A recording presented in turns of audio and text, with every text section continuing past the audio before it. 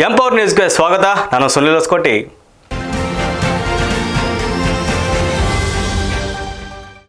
ಸುಮಾರು 84 ಲಕ್ಷ ರೂಪಾಯಿ ಕಾಮಗಾರಿಗೆ ಮೊಳಕಾಲ್ಮೂರು ತಾಲೂಕಿನ ಶಾಸಕ ಎನ್.ವೈ. ಗೋಪಾಲ್ ಕೃಷ್ಣ ಉದ್ಘಾಟನೆ ಮಾಡಿದ್ದಾರೆ.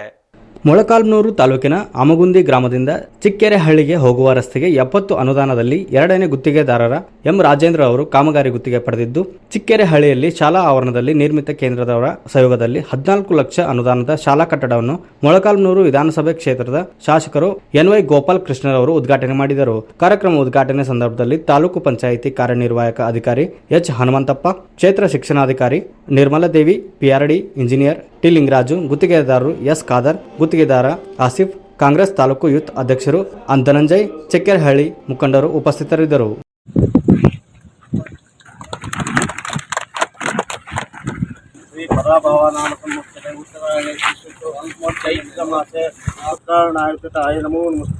ಸರ್ವ ಮಂಗಳ ಮಾಂಗಲ್ಯ ಶಿವೆ ಜಲ್ದಿ ಅಂದ್ರೆ ಸಮಯ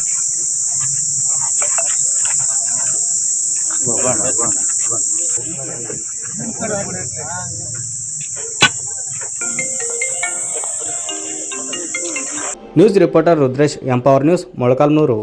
ಇದಿಷ್ಟು ಈ ಹೊತ್ತಿನ ಸುದ್ದಿ. ನಿರಂತರ ಸುದ್ದಿಗಾಗಿ ನೋಡ್ತಾ ಇರಿ ಎಂಪವರ್ ನ್ಯೂಸ್. ನಮಸ್ಕಾರ.